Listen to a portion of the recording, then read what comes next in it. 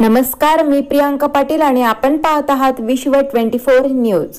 मराठवाडा व कोकणात मुसळधार पाऊस, 13 जिल्ह्यांसहित मुंबईतही हाय अलर्ट।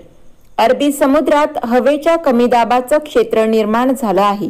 पुढील 1-2 दिवसात याची तीव्रता आणखी वाढण्याची शक्यता असल्यामुळे परिणामी 5 दिवस कोकणासह मध्य महाराष्ट्र आणि मराठवाड्यात अनेक ठिकाणी जोरदार पावसाची हजेरी लागण्याची शक्यता आहे।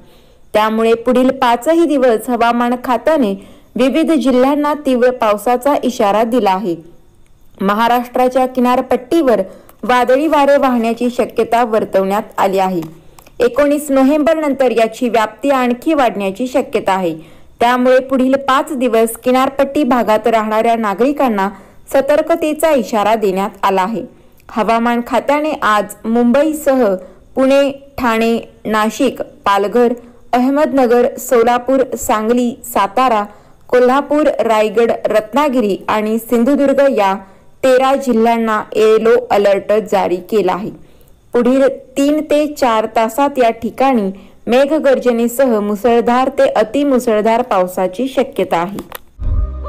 राज्यातील महत्त्वाच्या आणि आपल्या भागातील ताज्या बातम्या पाहण्यासाठी आजच आमच्या विश्व 24 न्यूज चॅनलला यूट्यूबवर सबस्क्राइब करा आणि बेल आयकॉन प्रेस करा।